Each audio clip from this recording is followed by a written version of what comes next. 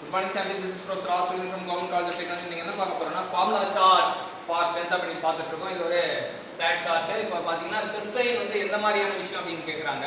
அது வந்து இது செகண்ட் ஆர்டர் டென்சர் அப்படின்னு தெரிஞ்சீங்க. டென்சர்னா வந்து மேக்னிட்யூட், டைரக்ஷன் அண்ட் பொசிஷனும் சார்ந்திருக்கும். மூணு விஷயம் சார்ந்திருக்கும். அது டென்சர். ஸோ ஓரியன்டேஷன் சொல்லுவாங்க. அது பேர் மேக்னிட்யூட், டைரக்ஷன், ஓரியன்டேஷன் மூணுத்தையும் சார்ந்து தான் டென்சர் சொல்லுவாங்க. நீங்க ஸ்கேலார்னா ஒன்லி மேக்னிட்யூட், வெக்டார்னா மேக்னிட்யூட் அண்ட் டைரக்ஷன், டென்சார்னா மேக்னிட்யூட், டைரக்ஷன், ஓரியன்டேஷன் சொல்லுவாங்க. இம்பாக்ட் டெஸ்ட் நம்ம எது முக்கியத்துவம் வாய்ந்தது அப்படின்னா ஷாக் லோடிங் கொடுப்போம். ஷாக் லோடிங் கொடுத்து டஃப்னஸ் கெப்பாசிட்டியை கண்டுபிடிக்கும். டஃப்னஸ் கண்டுபிடிக்க இம்பாக்ட் டெஸ்ட் பண்றது. ஊக்ஸ்லா வந்து இது எது வரைக்கும் செல்லுபடி ஆகும் அப்படின்னா ஊக்ஸ்லா செல்லுபடி ஆகுது, ப்ரொபோர்ஷனல் மெத்தட் வரைக்கும் செல்லுபடி ஆகும். டிஃபார்மேஷன் டேப்பர் ராட் வழக்கமாக சாலிட் ராட் வந்து 4π/πd²E. அந்த d ஸ்கொயருக்கு பதிலாக ஒரு கேபிட்டல் டி ஒரு ஸ்மால் டி போட்டோம்னா அது டேப்பர் ராட். ஸ்ட்ரெஸ் டயக்ராம் வந்து நிறைய மெட்டீரியலுக்கு பார்த்தோம். ஆனால் விஸ்கோ எலாஸ்டிக் மெட்டீரியலுக்கு நம்ம பார்க்க மறந்துட்டோம். அது என்னன்னா ஃபர்ஸ்ட் வந்து டென்ஷன்ல எப்படி ஆகும், கம்ப்ரஷன்ல எப்படி ஆகும், இப்படி வந்து ஒரு லூப் மாதிரி ஃபார்ம் ஆகும். அந்த லூப்புக்கு பேரு ஹிஸ்டரிசிஸ் லூப்னு பேரு.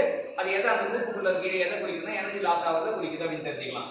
அப்புறம் டிஃபார்மேஷன் கம்பேரிசன் பண்ணும்போது எக்ஸ்டர்னல் லோடிங்க்கும் செல்ஃப் வெயிட்டுக்கும் கம்பேரிசன் தான் 2:1 ரேஷியோ. அது ரொம்ப ஃபேமஸான கொஸ்டின். எலாங்கேஷன் கோனிக்கல் பார் வந்து பிரிஸ்மேட்டிக் பாரை விட 1/3 இருக்கும். பிரிஸ்மேட்டிக் பார் வந்து gamma L²/2E வரும். இது 1/3 of prismatic bar. Deformation Poisson ratio வந்து பாத்தீங்கன்னா 0 ல இருந்து 0.5. 0 தெரியும் நம்ம கார்க்கு, 0.5 வந்து rubber.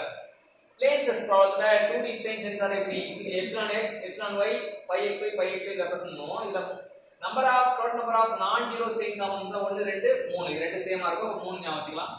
Maximum சிஎஸ்ஏல factor of safety கேக்குறாங்க. ஃபேக்டர் ஆஃப் சேஃப்டி வந்து tau y by tau max, tau y is sigma y by 2 formula. tau max is sigma max minus sigma min by 2. இங்க இல்ல sigma 1 minus sigma 2 by 2, sigma 1 minus sigma 2 by 2 போடலாம். So ரெண்டு அடிபட்டு போய்டும். sigma y by sigma max minus sigma min போட்டா answer கிடைக்கும். அடுத்து Q shear condition வந்து ரொம்ப ஃபேமஸான क्वेश्चन. எல்லா எக்ஸாம்லயும் எதிர்பார்க்குற क्वेश्चन க்யூ ஷியர். அதுல என்ன ஆகும்னா இங்க ஒரு ஷியர், இங்க ஒரு ஷியர், இதுக்கு ரெண்டுத்துக்கும் ஏத்த மாதிரி ரெண்டு கிளாக் வைஸ் சுத்துதுனா கவுண்டர் கிளாக் வைஸ்னா காம்ப்ளிமெண்டரி ஷியர் வந்து கிளாக் வைஸ் இருக்கும். இது ரெண்டும் காம்ப்ளிமெண்டரி ஷியர்.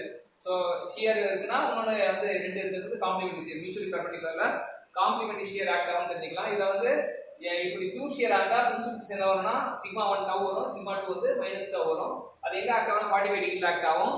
அதுக்கப்புறம் இங்க 135 டிகிரி ஆக்ட் ஆகும் தெரியும். எப்பவுமே இந்த பியூர் ஷியர்ல ரெண்டு ஸ்ட்ரெஸ் sigma பிரின்சிபல்ஸ் சேர்த்தா என்னன்னு கேட்பாங்க. சேர்த்தா 0 ஆயிடும். tau plus minus tau இது 0 ஆயிடும்.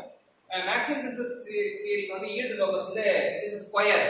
அது வந்து சேஃப் ரீஜன். ஸ்கொயருக்குள்ள நம்ம ஸ்ட்ரெஸோட வேல்யூ இருந்தா அது சேஃப் ரீஜன். ஸ்கொயர் விட்டு வெளியே போனா ஃபெயிலியர் ரீஜன். அது பேர் தான் yield locus. More circle for the pure shape வந்து நமக்கு சர்க்கிள் வரும். சர்க்கிளோட சென்டரும் ஆரிஜினும் ஒரே பாயிண்ட்ல இருக்கும். இது ஆக்சிஸோட சென்டர் பாயிண்ட் ஆரிஜின், சர்க்கிளோட சென்டர் அதுவும் அதே தான். சோ ரெண்டும் ஒரே இது வரும் அப்படின்னு தெரியுங்க. மேக்ஸிமம் பிரின்சிபல் ஃபார்முலா இருக்கு. sigma 1 = sigma x plus sigma y by 2 plus square root of sigma x minus sigma y by 2 whole square plus tau x y whole square னு சொல்லலாம்.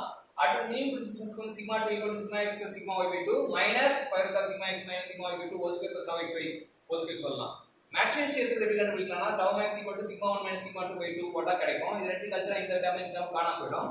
இது ரெண்டையும் கூட்டா ரெண்டு மடங்கு வரும். ரெண்டாவது வந்தா அந்த ஸ்கொயர் ரூட்ல இருக்க டேர்ம் மட்டும் வரும். அது என்னன்னா sigma x minus sigma y by 2 whole square plus tau x y whole square square ரூட்ல வரும். ரேடியஸ் ஆஃப் மோர் சர்க்கிள் வந்து always equal to the maximum shear stress. அதாவது இந்த ஃபார்முலா யூஸ் பண்ணிக்கலாம், இந்த ஃபார்முலா யூஸ் பண்ணிக்கலாம்.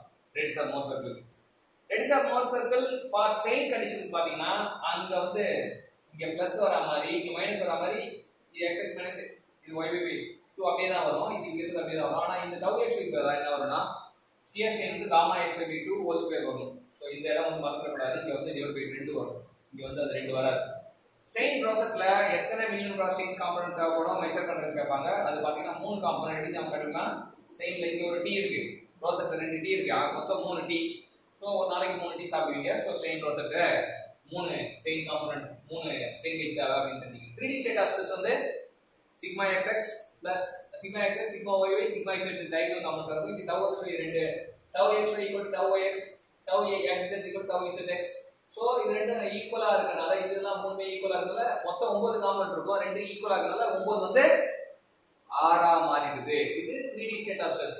இந்த மேக்ஸிமம் ஷியர் ஸ்ட்ரென்த் ஃபார்முலா வந்து gamma max by 2 = epsilon 1 minus epsilon 2 by 2. இந்த ரெண்டு அடிபட்டு போய்டும். gamma max கட்டனா epsilon 1 minus epsilon 2 போட்டா போதும். கீழ இருக்க ரெண்டு கேன்சல் ஆயிடும். இது ஒரு விக்கெட் டேக்கிங் क्वेश्चन மாத்தறாதீங்க. மோர் சர்க்கிள் வந்து நம்ம ஒரு ஆக்சிஸ் வந்து இவ்வளவு தள்ளி இருக்குனா இந்த சென்டர் பாயிண்ட் வந்து எங்க இருக்கு? C வந்து O க்கும் C க்கும் இடைப்பட்ட தூரம் வந்து sigma y. இது வரைக்கும் சிக்மா y, இந்த இடம் வந்து sigma x minus sigma y by 2. அதுதான் மொத்தமா பாத்தீங்கன்னா ரெண்டுத்தையும் கூட்டினா sigma x plus sigma y by 2 வரும். இந்த பைன்றது பேர் வந்து ஆங்கிள் ஆஃப் ஆப்ளிக்விட்டின்னு சொல்றாங்க. Thanks champions.